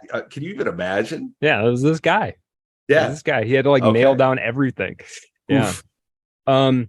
Now, talking a little bit about the association between Amherst Academy and the college, is kind of a cool situation because the academy, a lot of the times the teachers at the college would teach at both the academy and the college, or they'd bring a teacher in from the college for like a special lecture. And the fact of the matter is, even then, Amherst College had some like world-class lecturers. So there's kind of this interesting situation where you could be like in 8th grade or whatever, and you might have one of the best lecturers in the world on biology come and teach a guest class. Like, it's a really kind of wonderful, for a small town, a wonderful educational opportunity, right? During her time at Amherst Academy, Emily makes a bunch of female friends. Some of these would last to varying degrees throughout her life. I think we can also see there's very interesting things kind of going on here too, and some very people who were very dedicated and also young-ish by our perspective. People, Amherst Academy would be run by people in their 20s. So ambitious, smart, and enthusiastic people, right, running this educational institution. I'm going to read a little bit again from the Richard Sewell biography, just because I think this is interesting. Hold on a second. Quote, the instructors. Oh, this is the this is like the mission statement of of Amherst Academy. Quote, the instructors shall be persons of good moral character, of competent learning and abilities, firmly established in the faith of the Christian religion, the doctrines and duties of which they shall inculcate as well by example as precept. They shall instruct their pupils, whether male or female, in the several arts and sciences in which may be necessary or proper to an accomplished education of either. The preceptor shall open and close the school each day with prayer. All the students shall uniformly attend upon the public worship of God on the Sabbath. The tuition shall for the present be $5 in the classical department and $4 in the English department for each term of 11 weeks. Now, this is not from the statement, but Richard Sewell's words. Quote, besides the religious observances here indicated, the students were expected to attend Bible class Saturday evening, but the degree of piety seems to have been no more than Emily was used to from daily prayers at home. The college, many of whose students were destined for the ministry or missionary work, was much more evangelical than the academy. If the world began about this time to hold a predominant place in Emily's affections, part of the reason was the rich and humane education she was receiving at Amherst Academy. Okay. And this is what this would become Amherst College. Amherst College and Amherst College kind of grew out of Amherst Academy, and then they remained related to each other. Yeah. Do you want to know what their annual tuition, room, and board was for 2022, 2023? At Amherst College? Yeah. What do you think? You want to guess? 60 grand. $80,250. Wow. That's a good school. That is a good school. Wow. But they do apparently meet the full demonstrated need of every admitted student. It's a very competitive liberal arts college. Oh, I'm sure. Yeah. It's one of this day. Yeah. That is a pricey school. That is a lot of money. It is for a year of school. Yeah. Ooh, doggy. 4 years. I mean, you're talking fully education, $4 to $5, $500,000 almost. More than that. Well, for 4 years it'd be 320 and change, but anyway, one thing they did at Amherst Academy was almost on a weekly, this is in Lives Like Loaded Guns, another biography. There's like 15 Emily Dickinson biographies, by the way, and of course I did not read them all. In Lives Like Loaded Guns, which is one of the more recent ones, it's noted that there were performances at Amherst in which students would basically read some bit of writing. It could be somebody else's writing or one of their own pieces. And Emily actually was sort of noted for her prowess at this time. And teachers would sort of indicate, like, she's a master. Like, these are unusual and incredibly well done. And she is really something special. This was noted when she was like 12. Now, and while she's at Amherst Academy, there are a few specific adults that she encounters who I want to pay a little special attention because it's going to reflect partially what her education was like and what she knew. She's for someone who didn't finish college, somebody who only made it in schooling till they were like 18 years old. She was very well educated. One of these people is this guy, Leonard Humphrey, who's the principal of the academy for a time, quote, a man of rare talents and great promise. He wasn't a whole lot older than Emily. He was, I think, 25 when he was the principal of the academy. Emily and Leonard became something like friends. There was a convivial intermixing of faculty and students was encouraged, so this isn't that unusual.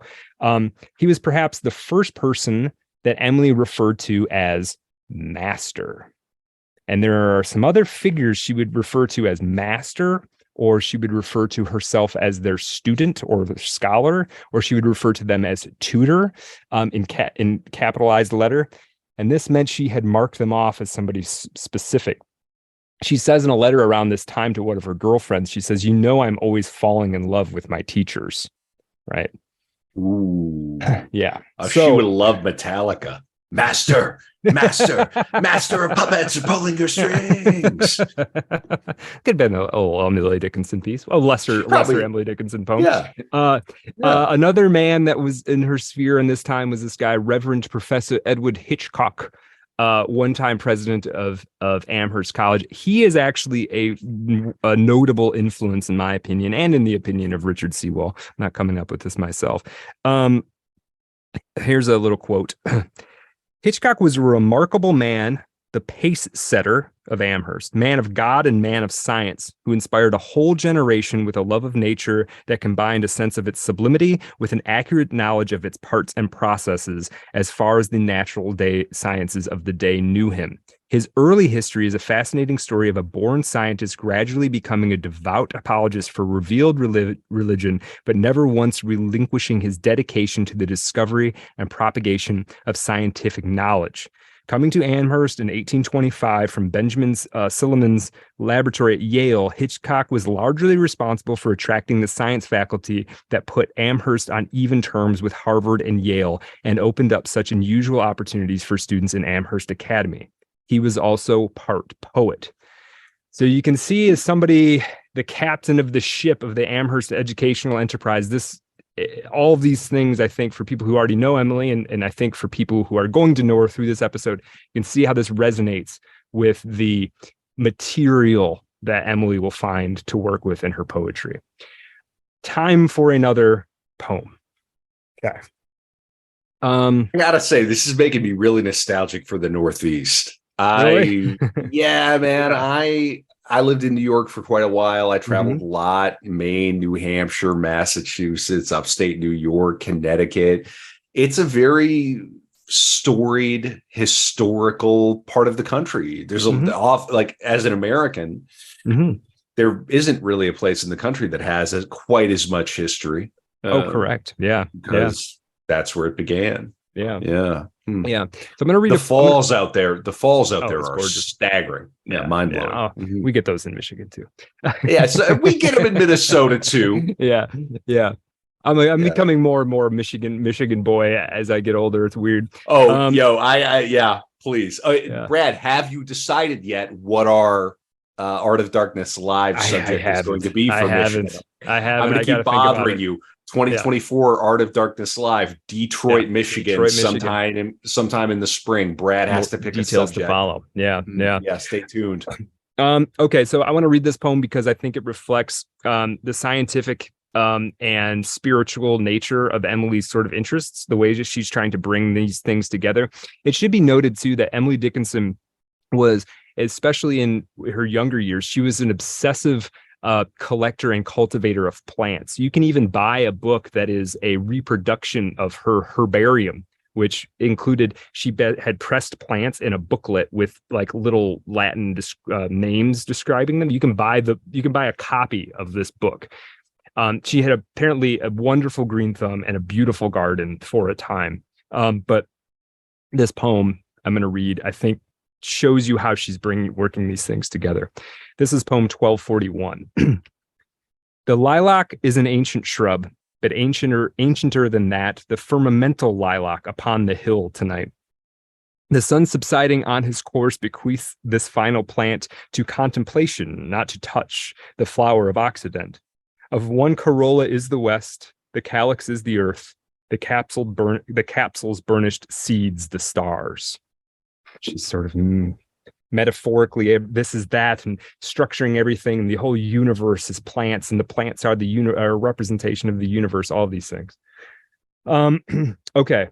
I'm going to give you quickly a sense of what kind of work was expected of her at Amherst Academy. Again, I'm trying to stress the fact that she was well educated for how abbreviated her education was in some sense. Quote, the curriculum that awaited Emily when she entered the academy at age 9 was varied and interesting, well beyond the reading, writing, and arithmetic we associate with those supposedly unenlightened days. Hitchcock, the guy we mentioned just a moment ago, Hitchcock's influence was pervasive. Almost half the studies Emily spoke of, particularly and always with enthusiasm, are scientific. In May 1842, when she was 12, she wrote Jane Humphrey, "I am in the class that you used to be in Latin. Besides Latin, I study history and botany. I like the school very much indeed." 3 years later, she boasted to Abaya root of her 4 studies. They are mental philosophy, geology, Latin, and botany. How large they sound, don't they? I don't believe you have such big studies. And she declared, "We have a very fine school." Except for the required Wednesday afternoon exercises in composition and declamation, one of which was the occasion of her first recorded witticism. It's not that interesting. We'll skip that. There's no way of knowing precisely what courses she took. Other studies offered in the second division for the younger students in the, quote, English department were history, geography, grammar, arithmetic, natural history, physiology, English. What was meant by English apparently was analysis of Cooper's Task and Young's Night Thoughts, and exercises in composition and orthography based on Ebenezer Porter's Rhetorical Reader and the New Testament. Right. So I say this all to say this was intense school to be in, but she apparently liked it quite a lot, and she found this to be fertile ground for her imagination and for her. She found it stimulating, frankly. Okay, so. Now, after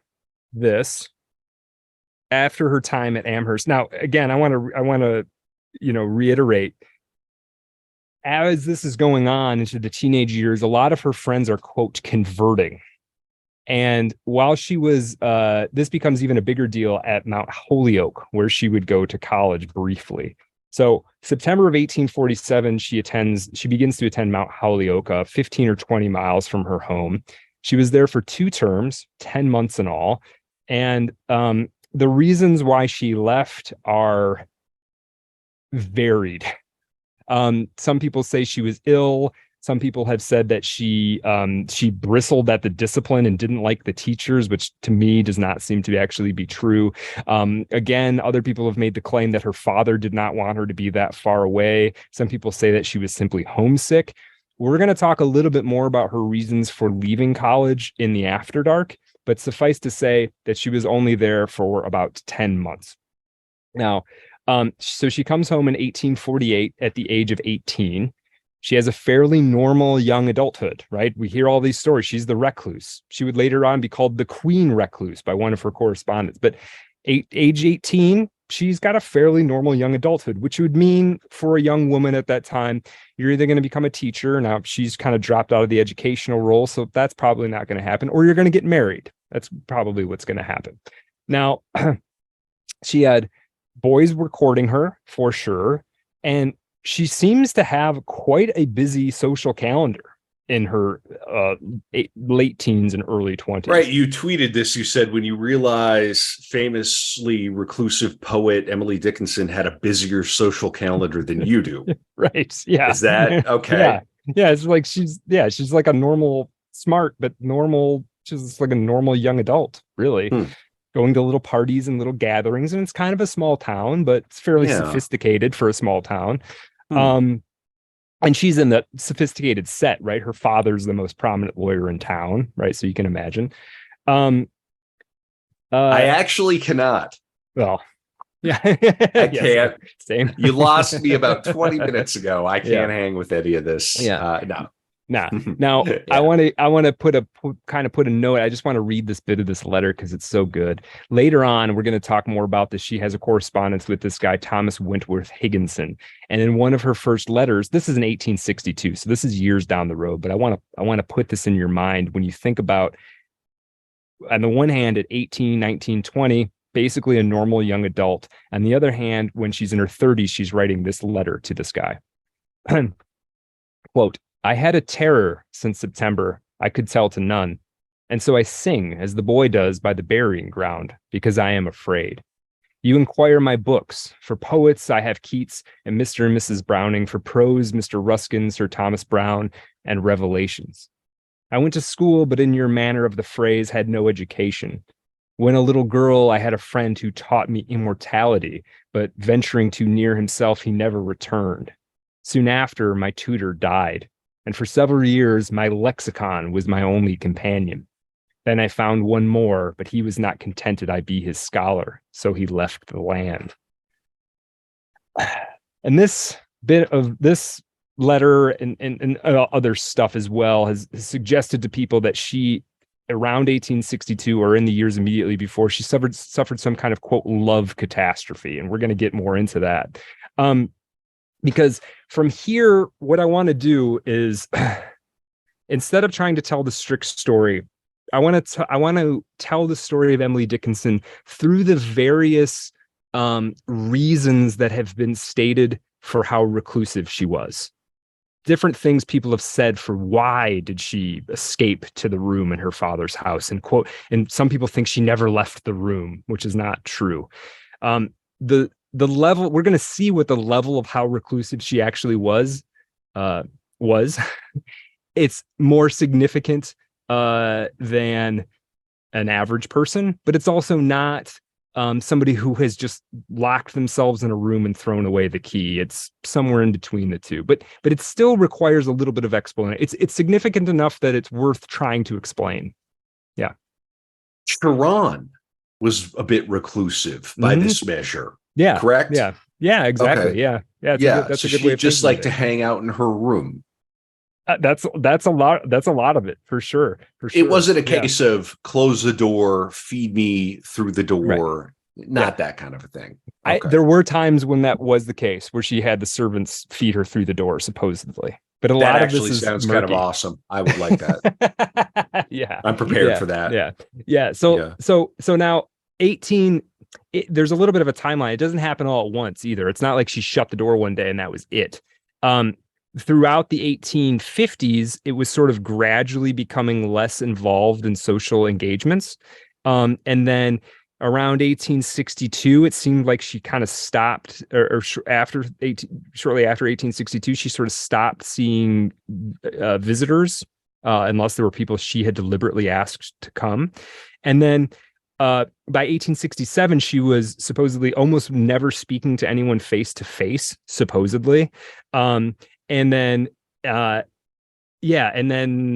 1874, what comes is what's called the Immolation in White, where she apparently started to wear nothing but white clothing in 1874. Immolation in White? Yeah. Is that her own phrase? I think that was a phrase she used in a letter. Yeah. Oof. Yeah. Yeah. So, and here's one little bit. 1868, which is in the midst of this process happening, she wrote in a letter to Thomas Wentworth Higginson, could it please, and we're going to get more about him, but this is a man who was an editor at the Atlantic who had asked her to come visit him. And she had written back, could it please your convenience to come so far as Amherst? I should be very glad, but I do not cross my father's ground to any house or town. So that was like her, I don't go anywhere. Right. Okay. Now, let's give another. I love this bit of letter so much, and I'm going to read the rest of it later. Let's see. What I haven't done is painted a picture of what she looked like. Now, there are only two images of Emily Dickinson. One we're going to talk about more in the After Dark. The one is the classic one that you'll see on the cover of any book about her. I mean, I literally have it on the cover of two books right here. It's a daguerreotype. She's 16 years old. And it's been discussed about how sort of stern and strange and rigid she looks. But one has to remember, a daguerreotype is not a snapshot. These things take a long time to develop. So you have to hold a pose that you can hold. You can't right? You can't hang on. Yeah. Right. That Dead would air, be your dead air. Yeah. I'm holding a pose. If you got to get to YouTube to watch me hold a pose and try to figure out. Here we go. I'm a very serious artist face. Right. So how long would they have to hold these? Well, that's a good question. I'm not sure, but my understanding is like several minutes, which is a long time to try and hold one spot. So that's why you don't see people with big smiles on their face, because you have to stay in a position you can actually keep. And so then you look at the photo and like, oh, she looks so starts serious. to look creepy. It would look creepy if you were trying to smile for that long. Right. Yeah. Right. And she's 16. I saved that for the kill room. Yeah. Now here's something somebody Thomas Wentworth Higginson, who again we're going to talk about in more detail shortly. He had asked her for a portrait. They had a long-term correspondence, and he said, "Can you send me a portrait?" Were there romantic implications to this? It's a little hard to tell. However, this is what she said: "Could you believe me without? I had no portrait now, but am small like the wren, and my hair is bold like the chestnut burr, and my eyes like the sherry in the glass that the guest leaves. Would this do just as well?" This is how she describes her appearance, right? Beautiful little, it's not quite a poem because she's not sort of framing it that way, but it's this beautiful little bit of writing. Now, I'm going to read one more poem before we get into my next sort of phase of this. This is number 620. And thinking about this in terms of imagining Emily going into her room, gradually cutting herself off, though she's still writing letters to people, but she's not going to church anymore, right? She's not maybe going out and sitting at the dinner table for family dinner. She's not going out to shop. She's not going for walks. 620. Quote, "Much madness is divinest sense to a discerning eye. Much sense the starkest madness. 'Tis the majority in this as all prevail. Assent and you are sane. Demur, you're straightaway dangerous and handled with a chain." Yeah. Okay. Now, that's an entire poem. Yeah. read it one more time. Sure. Read it one more time. "Much madness is divinest sense to a discerning eye. Much sense the starkest madness. 'Tis the majority in this as all prevail. Assent and you are sane. Demur, you're straightaway dangerous and handled with a chain." She's basically saying, like, listen, just because everybody thinks it doesn't mean it's right. Doesn't mean that person's crazy just because in some sense talking about herself. Right? I've been saying it in a very appealing way. Oh, it's beautiful. Sonorous and. Now, okay, so now one of the explanations for Emily's reclusion, again, putting an asterisk next to that, and I don't want to. The legend about how reclusive she was is overstating it, but it is a phenomena. Some people have said that the reason this happened was she had some kind of rejection or catastrophe in love. Her heart was broken, and it was so broken that she never wanted to leave her room again. That's one of the stories. Now, her sister Vinnie would later say there was no love catastrophe. What happened to Emily was simply a happen. It just kind of happened over time. And you start by just not going to every single social invitation, and then at some point you stop going to church because you're like, church doesn't mean anything to me, for her, right? And then you stop going to the dinner table, and then eventually over time you're just in your room, right? But let's talk about the love narrative, because I think this will be instructive for understanding Emily.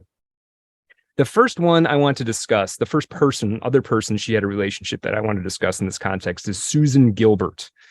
Okay. Susan Gilbert is the same age as Emily. She's an Amherst girl. She was an orphan who moved to Amherst, where her older sister lived, and attended Amherst Academy for one semester. She befriended Emily when they were both about 14 years old, and they would be friends at least, if not more, for the rest of their life with varying degrees of contact.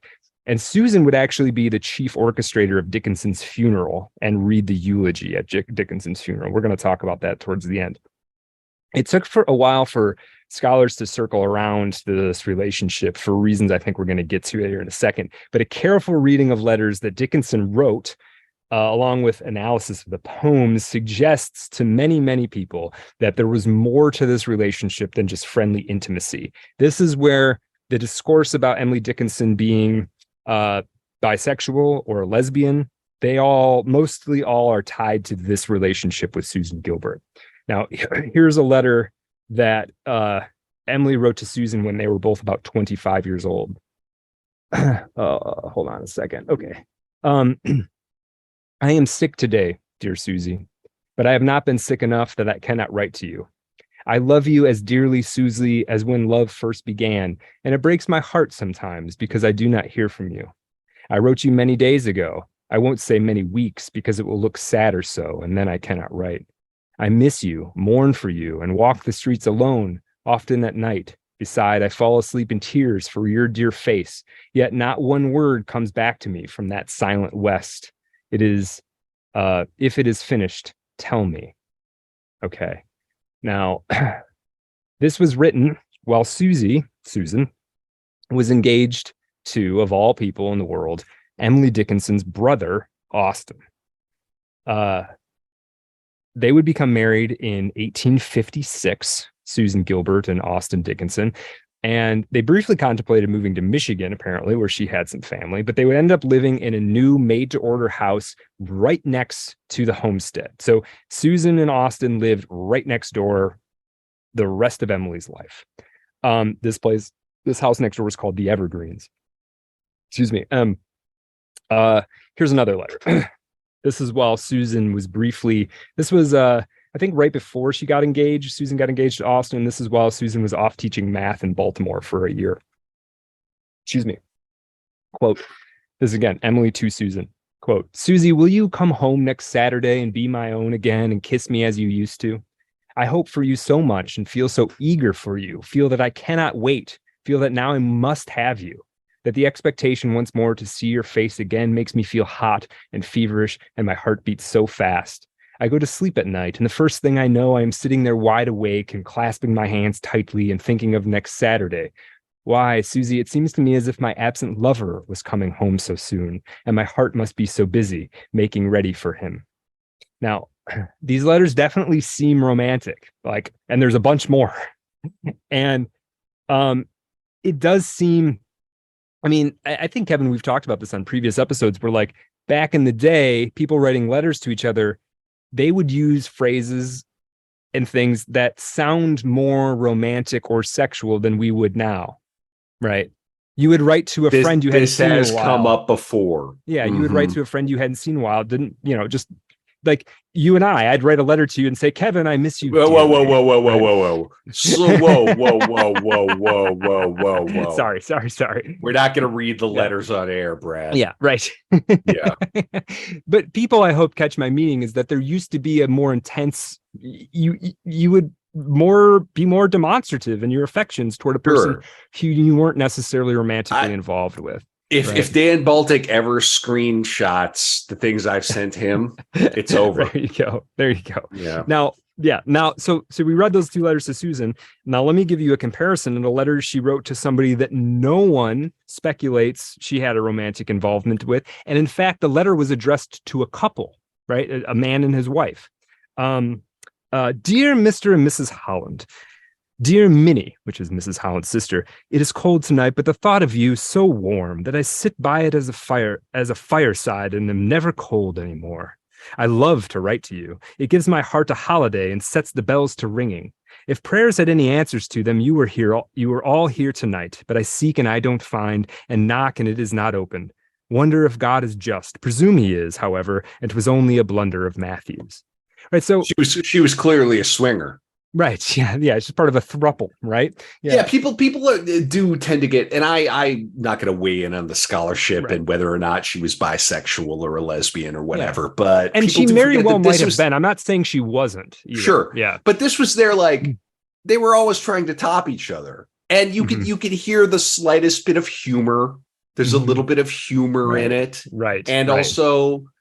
Please read the rest of this letter. I'm going to flatter Right. the shit out of you at the Right. top of this Right. letter. Right. They're self-aware. They're way more sophisticated and witty and using their own language, the way that like we Yeah. go on Twitter and have a vernacular that if we dropped them into Twitter right now, Right. their brains would melt. Our brains melt when you just suddenly get a letter, you start making all these inferences because Right. language is a living thing. Language It is is. alive Yeah. constantly. You're And these people are writing each other letters, writing all each the time. other every day. Yeah.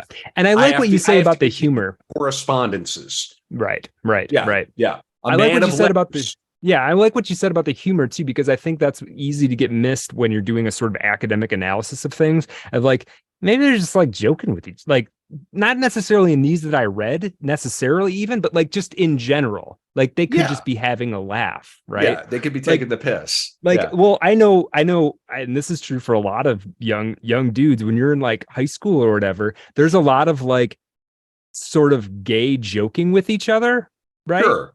Yeah. That if you were to transcribe and put on a page and sort of read, I never had any friends, so I don't really know. Right. You'd be like, well, young Johnny Young Johnny said, I can't wait to touch your butt.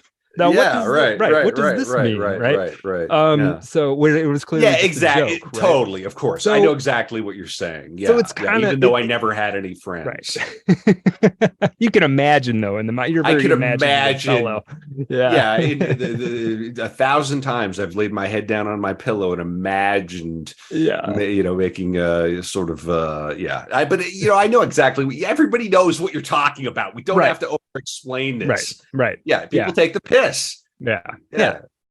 So now, nonetheless, this idea that they had a romantic relationship is widely believed and may be true. Again, we're not saying it wasn't the case, but it's not so straightforward.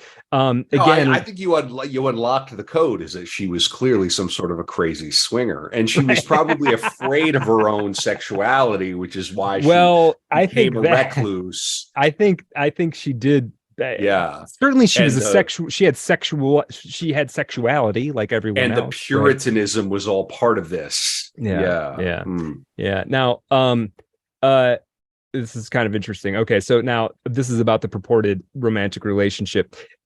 This was brought to the fore in a 1998 New York Times, or is suggested before this, but brought up again in 1998 New York Times article by a gentleman named Philip Weiss entitled, quote, Beethoven's Hair Tells All. This is about the use of forensics as a complement to conventional historical techniques. In this article, there's an interview with the scholar Martha Nell Smith, who was at the time at the University of Maryland, and someone who'd written one of these many books on Emily Dickinson. This one in particular is called Rowing in Eden, rereading Emily Dickinson. She does have pretty good evidence of a romantic relationship between Susan Gilbert and Emily Dickinson. She reprints a photograph of a well-worn path between the two Amherst estates, the homestead where Emily lived and the Evergreens where Susan lived. And she cites a number of letters. So, I read 2 bits of letters. There's hundreds of these things. Perhaps more importantly, Smith has used high-resolution photography and other techniques to recover bits of letters and poems that were censored by Mabel Todd Loomis. Now, who was Mabel Todd Loomis?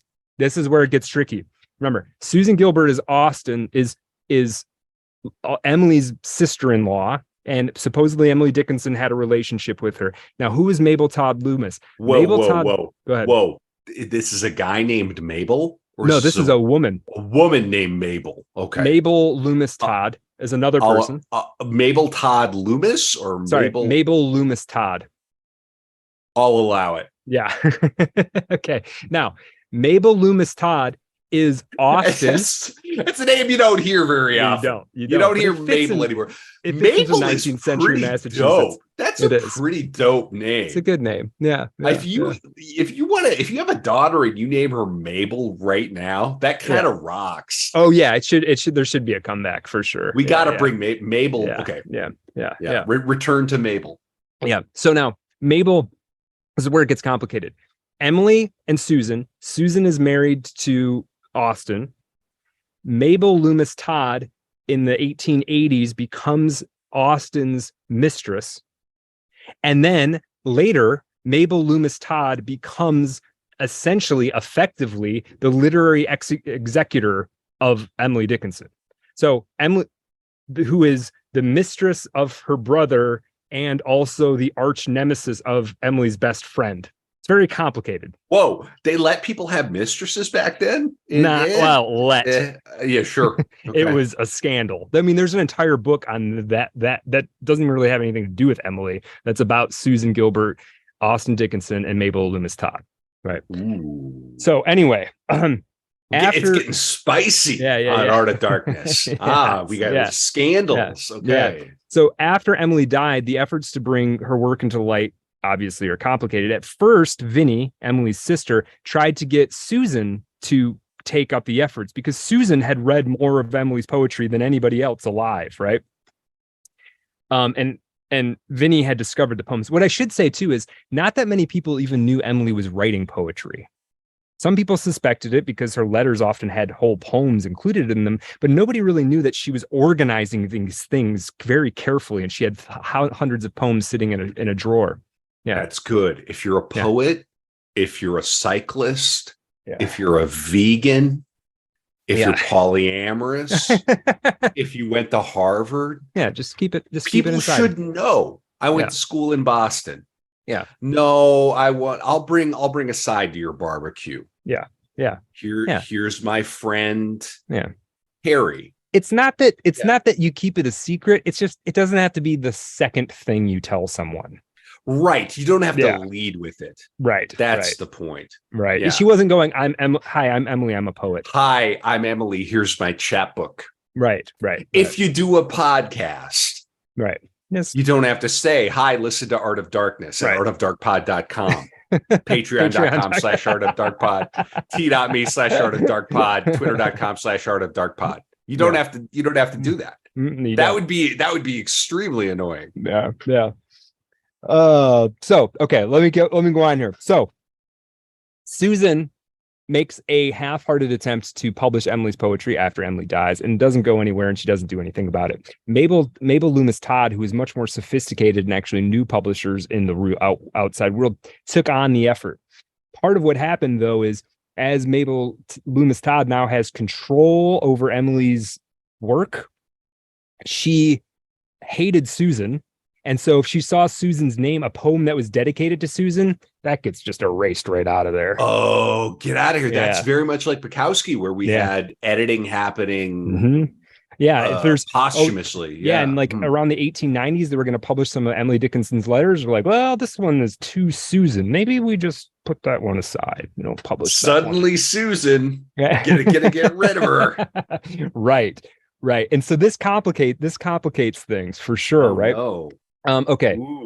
Now here's a part I'm going to read from this article. What was the article called? Beethoven's Hair Tells All. This is about forensics in sort of literary history, right? Of special interest to Smith, this woman from University of Maryland who wrote Rowing to Eden, rereading Emily Dickinson.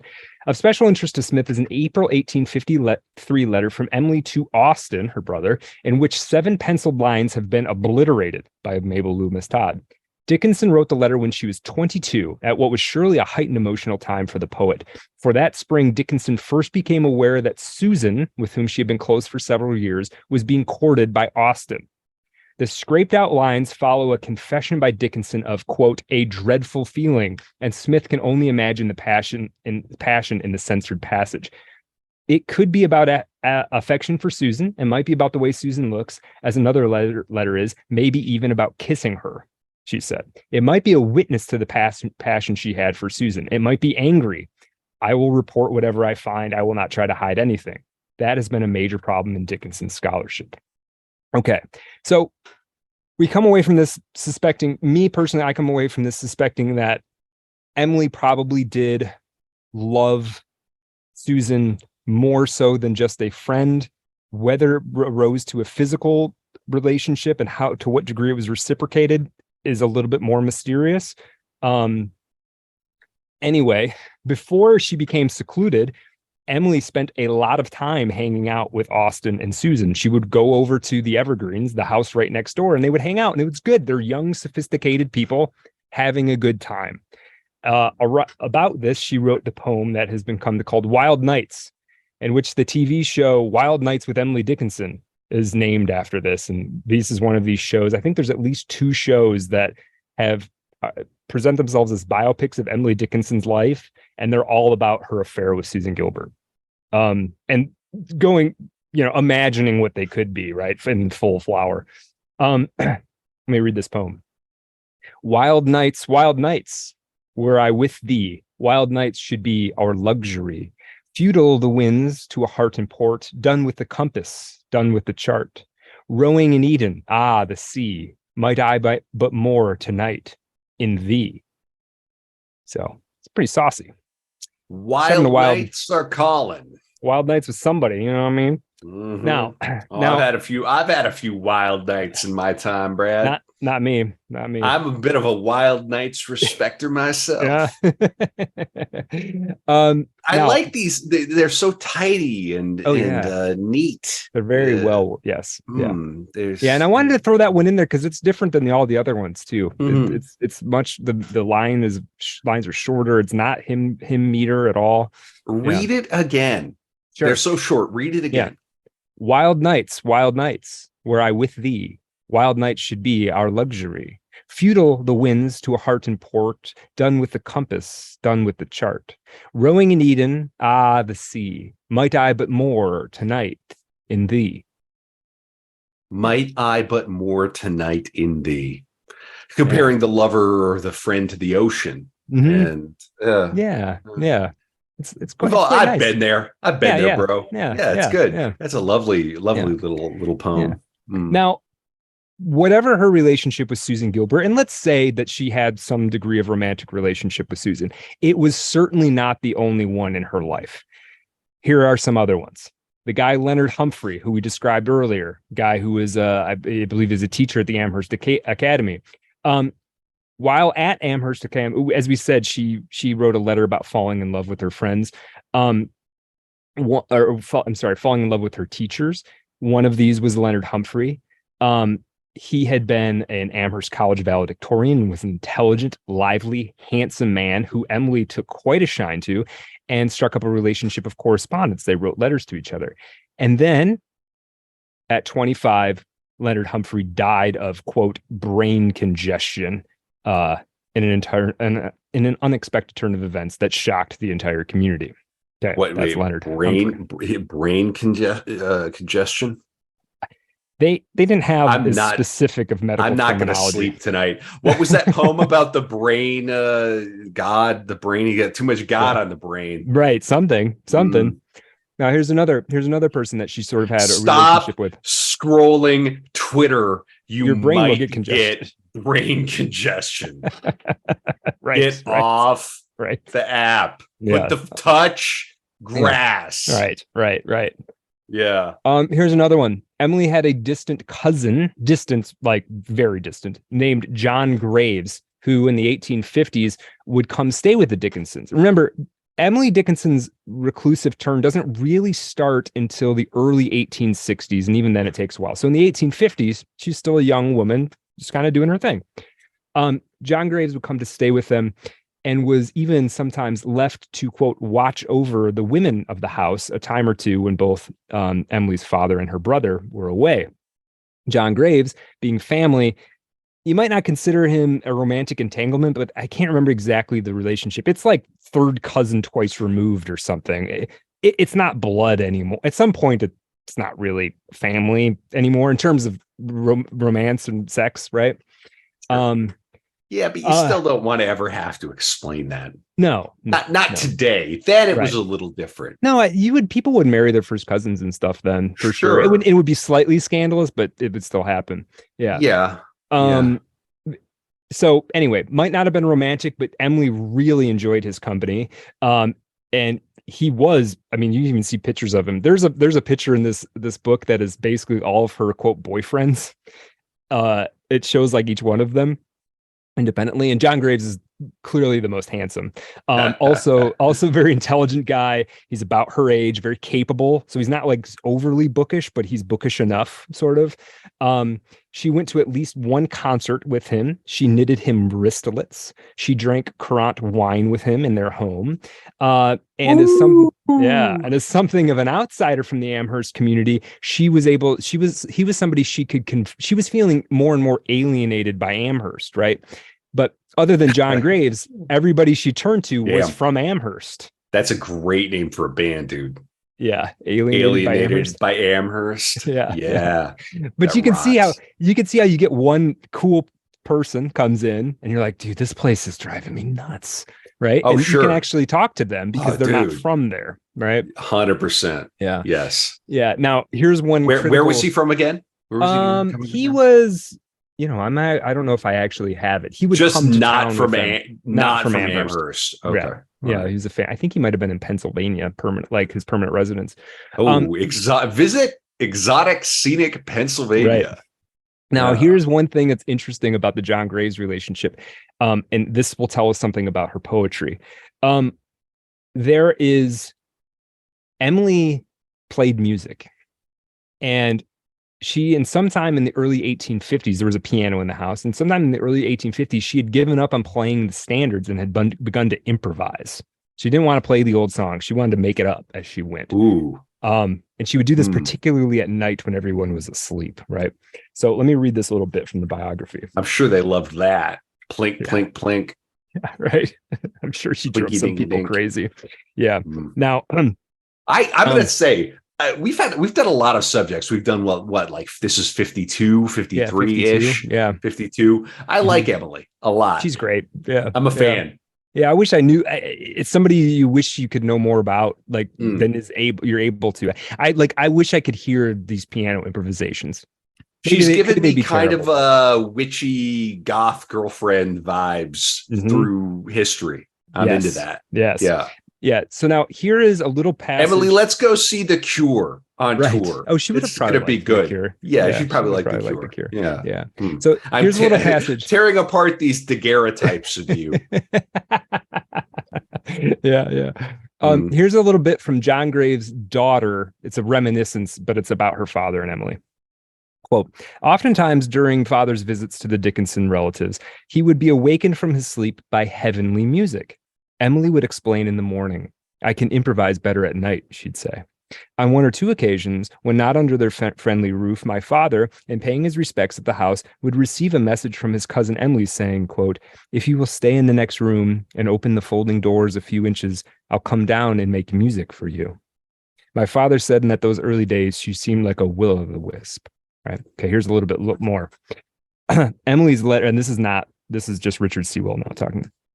Emily's letter describes one of these haunting moments. Okay, this is her letter. And I love this. Quote, I play the old odd tunes yet, which used to flit about your head after honest hours and wake dear Sue and madden me with their grief and fun. How far from us that spring seems. This is later. She's writing a letter to John Graves, like after he's not coming around anymore and he's off married to somebody. But she writes this: I play the old odd tunes yet. And when she says old odd tunes, she means the music she was making up. She referred to them as old odd tunes, which I love. Like, to refer to your own music as that suggests a very strange relationship, right? Now, here's another thing. Her particular talent, it seems, was for improvising, and she did it better at night, a clue perhaps to her literary habits, since her letters often refer to her writing when all the others were asleep. Right, so middle of the night, everyone's asleep, and sometimes she would slink down to the piano and play some old odd tune that just kind of came to her like a dream, right? Very interesting. Okay, another gentleman that she probably loved, Charles Wadsworth. Okay. 1855, Emily goes on the biggest trip of her life from Amherst. This is 3 weeks in Washington, D.C. with her father and her sister, and 2 weeks in Philadelphia with the Colemans, a family of whom the daughter of whom, Eliza, is one of Emily's special friends. Emily's feelings about the trip are mixed. She is, for instance, inspired by her trip to Mount Vernon. She loved George Washington, by the way. And she's charmed by much of the elegance and grandeur she saw, but she also missed home and comments as such. By this time, Emily has taken on a sense that the world is full of, quote, hollowness and awfulness. The world, the man-made world out there has very little interest for it, bears very little interest for Emily. She says in a letter back to folks in Amherst addressed to the children, not sure which children these are, actually. Doesn't matter. Quote, for one look at you, for your gentle voices, I'd exchange it all, the pomp, the court, the etiquette. They are of the earth, will not enter heaven. There's precisely one anecdote. Sorry, that's her letter. I'd exchange it all, the pomp, the court, the etiquette. They are of the earth and will not enter heaven. From this trip, there survives one anecdote that survives in the family legend. And this is, she's at dinner one evening. She sits beside a judge, and they bring out a plate of flaming plum pudding, which apparently people used to eat in the 1850s. And was it was like bourbon, and then they light it. It's on fire. Okay. Yeah. All right. Cool. All and when this was passed to him, she said, "Oh, sir, may one eat of hellfire with impunity here?" It's the one anecdote from the whole trip. That must have slayed at the time. Yeah, no, apparently it was like the family would tell it for years. Yeah. Incredible. Right? Yeah. For us, it's like, I don't really get it. But that's what I mean about language being a living thing. And now it's like, okay, and whatever. Yeah. But for a young woman to say that at that moment, her wit must have been to a judge. Right. You know? Yeah. Yeah. Nonetheless, it is suspected that on this trip, Emily was taken by her friend Eliza Coleman to a sermon by Charles Wadsworth. Again, I'm setting up. This is another one of her romantic entanglements. He was a famous minister of the Arch Street Presbyterian Church. Wadsworth was one of the most well-known ministers in the entire country at that time. A man who's had his own biographies written about him, and his sermons have been frequently published. Emily makes no mention of hearing this sermon or of meeting him, but she must have, because later on she would write a letter to him and strike up a correspondence, right? She had no qualms for being a recluse. She had no qualms about writing a letter to anyone. If she thought you were interesting and wanted to talk to you, she would just write you a letter, right? This was the internet.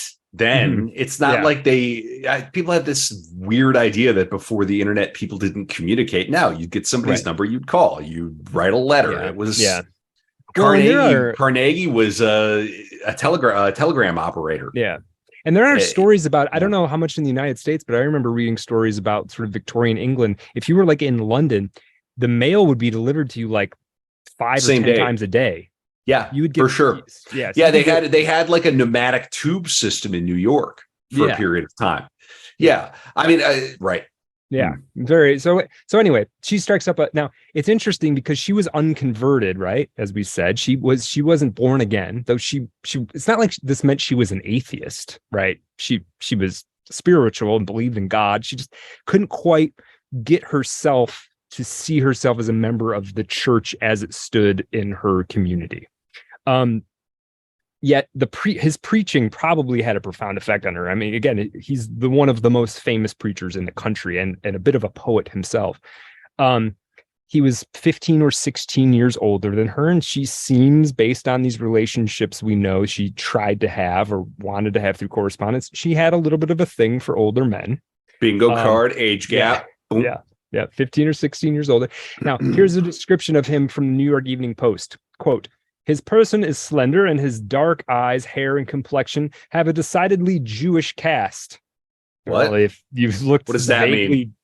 He looked vaguely Jewish to this guy. Disavow. Yeah, I don't. This isn't my words. I have no idea what you're talking about. The elements of his popularity are somewhat like those of the gifted Summerfield, who's some other preacher. a sweet, touching voice, warmth of manner, and lively imagination. But Wadsworth's style, it is said, is vastly bolder, his fancy more vivid, and his action more violent. Okay.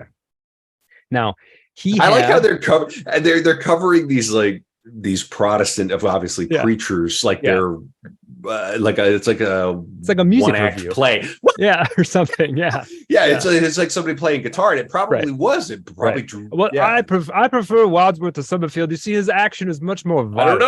I don't know. Bit Jewy for my taste. Right.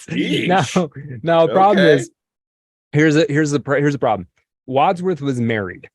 Okay, and this, so whatever the case, Emily's niece would and despite this, Emily's niece, who we're gonna hear from a little bit more later, Emily's niece claims that Emily fell madly in love with Wadsworth. With the rock and roll preacher, married rock and roll preacher. Yeah.